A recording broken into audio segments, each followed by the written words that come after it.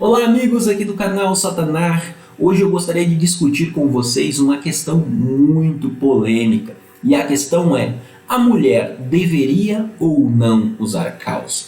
Muitas pessoas, baseadas no texto de Deuteronômio 22, versículo de número 5, defendem assiduamente que a mulher não deveria usar calça.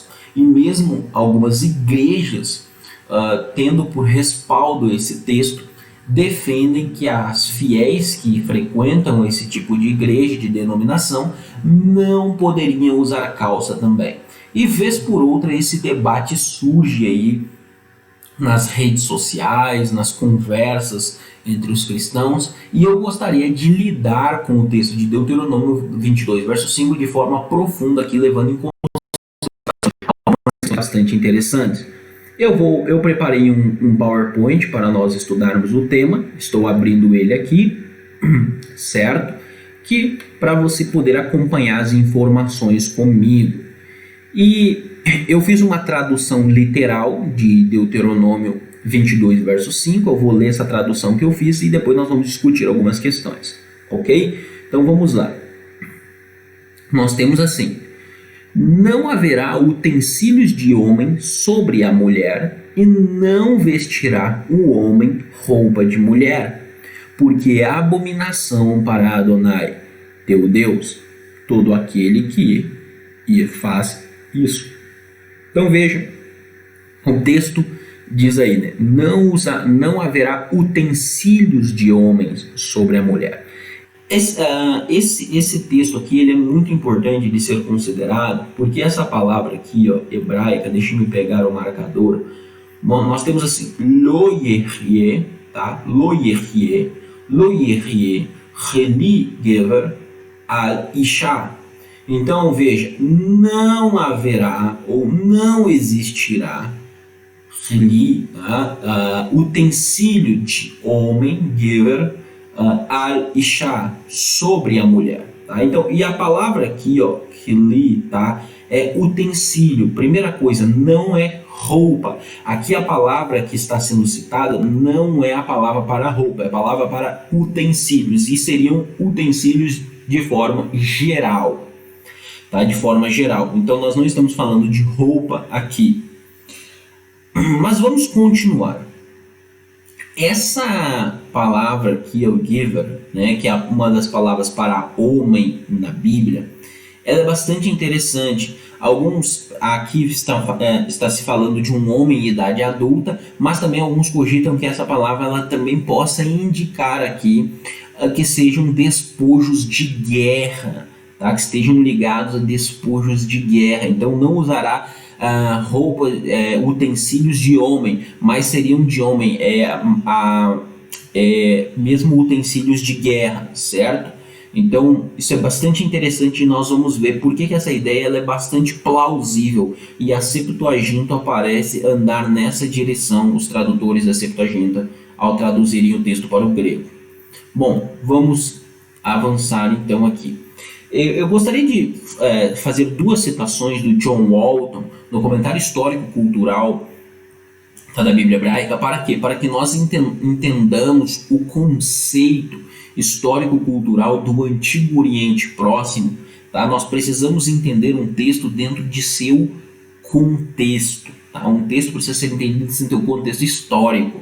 Então, para isso, nós vamos ler essas duas citações para que nós possamos entender o texto dentro do seu contexto histórico, tá? E aí o John Walton coloca, né, travestismo no Antigo Oriente Próximo. E ele diz assim, abre aspas: no mundo antigo, as roupas indicavam a posição social da pessoa e também distinguiam os sexos. Em ambientes clássicos, os autores de teatro usavam roupas femininas para representar personagens do sexo feminino. Já que era proibida a participação de mulheres, vestir-se com roupas de mulher era também um aspecto da prática homossexual. Na maioria das vezes em que esse costume é mencionado em textos do Antigo Oriente Próximo, não há um caráter cultural ou legal. Por exemplo, quando o herói Akhat de foi assassinado, sua irmã, Pakhat, passou a usar roupas de homem por baixo de suas vestes femininas, a fim de assumir o papel de vingador do sangue caso nenhum parente do sexo masculino tomasse a iniciativa. Continuando. Um texto assírio contém um diálogo entre um casal que se propõe a trocar as roupas, cada um assumindo o papel do outro. Talvez fosse um rito de fertilidade ou então parte de uma encenação religiosa em honra a uma deusa. Essa relação com outras religiões pode ter sido a causa de esse tipo de atividade ser considerada abominação em Deuteronômio. Mas a questão também pode estar relacionada ao fato de que isso dificultava a distinção entre sexos. Textos hititas mencionam objetos e roupas relacionados a cada um dos sexos, em uma série de ritos mágicos usados para influenciar a sexualidade ou diminuir ou alterar a identidade sexual do adversário. Os objetos que caracterizam o sexo feminino eram o espelho e o fuso, né, ferramenta para afiar. Ao passo que diversos tipos de armas, olha bem, ao passo que diversos tipos de armas identificavam a masculinidade. Já eu vou falar por que é importante a gente prestar nessa questão prestar atenção nessa ideia de diversos tipos de armas, ok? Então veja só, algumas considerações aqui muito importantes do que o John Walton diz, tá? Perceba, troca de roupa no contexto do Antigo Oriente, a mulher usar roupa de homem e o homem usar roupa de mulher, estava atrelado à mudança de sexo. Então, não era simplesmente usar uma peça de roupa, mas era usar uma roupa de mulher. Então, o homem estaria indicando uma mudança de sexo e vice-versa. E isso muitas vezes estava ligado ao contexto cultico. Tá? Em alguns momentos, ao culto a alguma deusa, alguma coisa desta natureza. Ok? Então, vejam, isso daí é importante de ser observado. Tá? E aí, nos textos hititas, isso é muito interessante porque Deuteronômio tem muitos paralelos. A própria estrutura de Deuteronômio é baseada nas alianças hititas. Então, dentro do contexto hitita, tá? Você tem coisas que são de homem e coisas que são de mulher na vestimenta, são utensílios que falam qual é o sexo. E lembre-se que eu acabei de dizer que a palavra giver indica um homem adulto e possivelmente está falando de utensílios de guerra ali. Mas vamos avançar. Christopher Wright, ele diz o seguinte: esta lei não trata de estilos ou moda, nada disso. Embora tenha sido citada em panfletos exortando as mulheres cristãs a não usarem jeans, o texto certamente trata do cruzamento de gêneros, tanto em orgias rituais envolvendo travestismo ou de alguma forma de adoração pagã, ou ambos. A frase final da lei mostra que alguma forma de imoralidade grave ou idolatria estava envolvida. Então, o Christopher Wright, ele é adepto da ideia de que a mudança de roupa ali é por conta de um culto, um ritual, um culto pagão, estaria ligado a um culto pagão. Então, o homem usar roupa de homem e mulher usar roupa de mulher ali, a lei, né, para isso, o homem usa roupa de homem e mulher usa roupa de mulher, ou seja, na verdade, até para ser mais preciso e mais fiel ao texto hebraico, homem usa utensílios de homem e mulher usa utensílios de mulher, né, para nós sermos mais fiéis ao texto hebraico. Seria para o quê? Para manter o povo de Israel longe da idolatria, desse tipo de idolatria que era o travestismo, tá? Coisas que orgias e rituais que aconteciam em cultos pagãos. Então essa é uma hipótese bastante interessante, tá? Aqui o Peter Grade vai mais ou menos na mesma direção, tá? Ele vai na mesma direção, até falando aqui da questão, né, dos utensílios. Ele diz assim, ó: este breve versículo não se refere simplesmente à moda ou estilo das roupas, tá? Como fica claro na advertência da cláusula final. Refere-se, em uma primeira leitura, à prática do travestismo, uma forma de comportamento sexual diferente dos padrões, embora sua definição tenha de ser qualificada, como segue: coisas de homem. O hebraico não se refere especificamente às vestes masculinas, mas a coisas pertinentes ao homem. As palavras, portanto, incluíram não apenas roupas, mas ornamentos,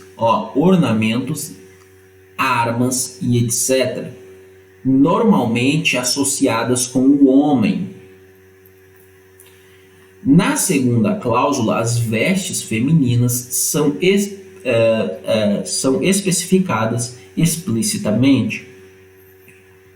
Bom, aqui o Adide Fernando, né, ele diz assim: a palavra traduzida como vestes aqui significa literalmente artigo ou utensílio. Portanto, a palavra não poderia abranger apenas roupas, mas também qualquer coisa usada que seja um símbolo de masculinidade.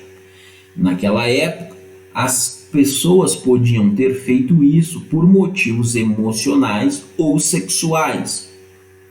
E é conhecido como travestismo.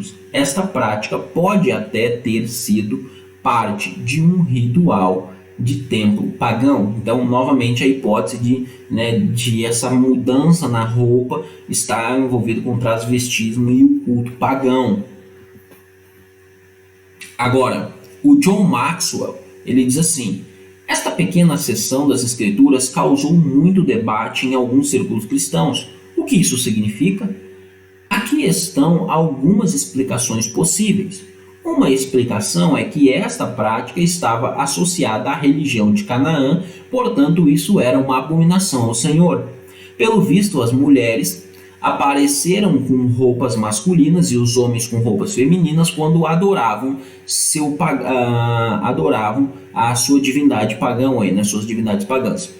Adonai queria que seu povo fosse o único e não fazer nada, e que não fizesse nada que estivesse de alguma forma conectado com as religiões estrangeiras. Outra teoria é que este versículo pode se referir à guerra. Uma mulher não deveria usar utensílios de soldado ou se vestir de homem para tentar ganhar admissão no exército. Nem os homens deveriam tentar evitar obrigações militares vestindo-se de mulher. Então, você tem duas posições exegéticas entre os acadêmicos. A primeira posição exegética é que o vestir, a troca na vestimenta de roupas, a mulher usar roupa de homem e o homem usar roupa de mulher, é que estaria ligado ao culto pagão, a um culto em Canaã, onde o povo estaria entrando. E Deus não queria que o povo entrasse nesse tipo de coisa, então disse: homem usa roupa de homem, mulher usa roupa de mulher. E, novamente, para ser mais fiel ao hebraico, utensílios. Homem usa utensílios de homem, mulher usa utensílios de mulher. Só que aí vem a questão, porque a palavra ali que lia utensílios de forma geral, e a palavra gever parece indicar que se trata de utensílios de guerra, de despojos de guerra, de utensílios de homem, de armas. E isso parece, a segunda posição me parece estar mais de acordo tanto com o hebraico quanto com o contexto histórico social da época, tá? Ainda que as duas posições sejam discutíveis. E a Septuaginta, a tradução grega que foi feita da Torá, dos 5 livros de Moisés, ela parece endossar a segunda posição. Nós temos assim na Septuaginta, tá? O que, estai, esqueue, tá? Andros, epi, tá? Gnaiki. Então você tem aqui a palavra esqueue, tá? Esqueue. Essa palavra aqui, ela significa implemento, ferramenta, equipamento de caçador. Então aqui ela está falando de ferramentas de homem, de caça e etc. É uma palavra na Septuaginta, tá? Estou citando aqui o léxico da Septuaginta do Takamitsu Muraoka, aonde ele coloca isso. Então veja, nós estamos falando aqui, a Septuaginta entendeu que aí esses utensílios de homem seriam armas. É bem interessante. A Septuaginta, os tradutores da Septuaginta, ali por volta de 300 anos antes de Cristo, entenderam que isso daí se referiria a armas, tá? Então me parece que a segunda posição, que está ligada a despojos de guerra, ela é está mais de acordo com o texto, embora a outra também seja aceitável.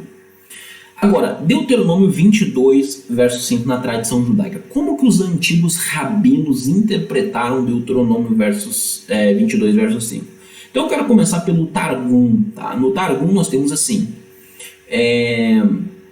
nem mantos com franjas, nem tefilins, que são os ornamentos do homem, estarão sobre a mulher. Nem o homem se barbeará para parecer mulher, pois todo aquele que o faz é uma abominação perante o Senhor. Então veja que no Targum, a interpretação do Targum é voltada para a questão de utensílios, coisas de homens e coisas de mulher. E mesmo também agora na questão da mulher, a mulher não deveria usar o tefilim nem as franjas, né, o talite, porque são utensílios de homem, né, são ornamentos de homem, né?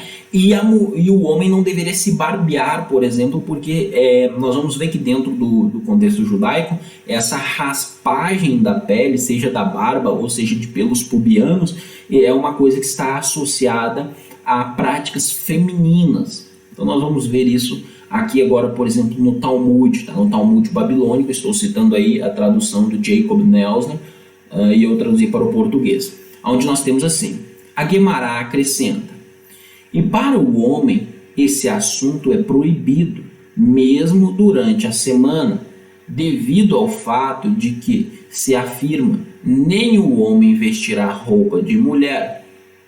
Deuteronômio 22, verso 5. A remoção dos cabelos brancos para fins de embelezamento é característica das mulheres, e é proibido ao homem realizar essas ações. Então veja que aqui já vai para a questão dos atos. Então o homem não poderia tirar os cabelos brancos porque é um ato de embelezamento, né? E isso é característica de mulher. Agora vamos lá. Rav diz: uma pessoa que não é nazireu pode aliviar seu fardo removendo todos os pelos de seu corpo com uma navalha. Quem acha que tem muito cabelo pode raspar tudo com uma navalha, exceto a barba e os cantos da cabeça. A Guemará levanta uma objeção contra isso de uma baraíta. Um homem que remove os pelos da axila ou dos pelos pubianos é açoitado por transgredir a proibição. O homem não deverá vestir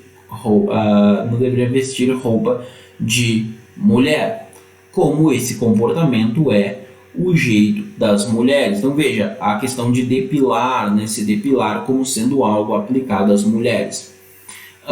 Nós temos outra passagem talmúdica ainda aqui, Mar Zutra, né, sustenta de que, de acordo com o que foi ensinado em uma baraíta, uma pessoa pode raspar crostas secas de excrementos e crostas de uma ferida que estão em uma carne, por causa da dor que estão causando a ela. No entanto, se eu fizer para se limpar e se embelezar, é proibido. De acordo com o Taná dessa baraíta, é proibido adorar ou embelezar-se adornar ou embelezar-se, como o versículo, nem o homem vestirá roupa de mulher. Proíbe vestir-se ou comportar-se à maneira das mulheres. Rashi, rabino medieval, ele diz assim: uma peça de roupa masculina não será usada por uma mulher, para que a mesma se pareça com um homem, permitindo-lhe circular entre os homens, uma vez que todo o objeto é a promiscuidade. Um homem não usará uma roupa feminina para circular entre as mulheres. Outra explicação: o versículo adverte o homem a não depilar os pelos pubianos ou das axilas, já que esta é uma prática exclusiva das mulheres.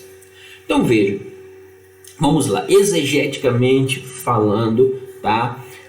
O texto indica ali, tá, que o homem não deveria usar utensílios de mulher e a mulher deveria usar utensílios de homem, de forma geral. E parece que esses utensílios estão relacionados à guerra, a despojos de guerra. Então a mulher não deveria se parecer com um homem, usar armas de homem e até mesmo ir para a guerra. E isso está em paralelo com os textos hititas, que tem um paralelo muito grande com o texto de Deuteronômio.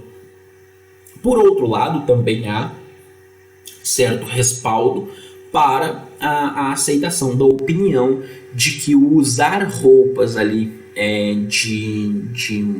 usar utensílios de homem, tá, estivesse envolvido também com travestismos, tá, com o fato da troca de sexo dentro do culto pagão. E como Deus não queria que o povo fizesse isso, então o povo foi proibido de usar utensílios. As mulheres foram proibidas de usar utensílios de homens. Isso é bastante considerável, embora eu seja adepto da ideia anterior já mencionada. Dentro da tradição judaica, veja que o texto ele é interpretado no sentido das práticas. O texto interpreta, os rabinos interpretaram, né, de forma bastante pragmática, eles aplicaram o texto de forma bastante pragmática, que existem práticas femininas e práticas masculinas. Então o homem deveria seguir práticas masculinas e a mulher deveria ser práticas femininas. Em essência, é isso que o texto nos coloca. Agora vamos lá, aplicando para os nossos dias, né? Uma questão agora hermenêutica, tá? Aplicando para os nossos dias. Hoje, alguma mulher, tá, vai usar hoje o contexto que nós vivemos é totalmente diferente do contexto daquela época.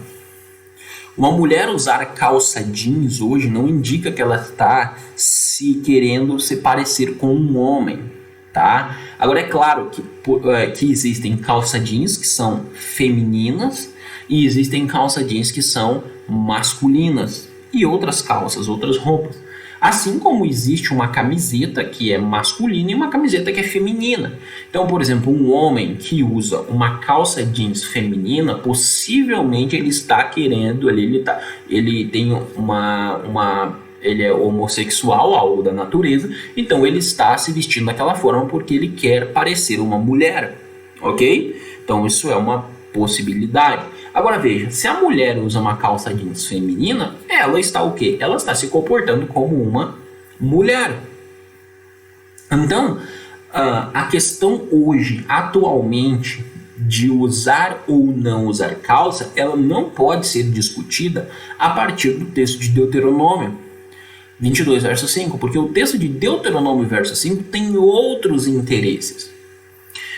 Nesse sentido, nós podemos tomar da tradição judaica, eu acho que o que o Talmud, os rabinos do Talmud e de outras fontes judaicas fizeram foi muito interessante ao eles aplicarem esse texto à realidade de que existem hábitos que são femininos e hábitos que são masculinos, né? Práticas.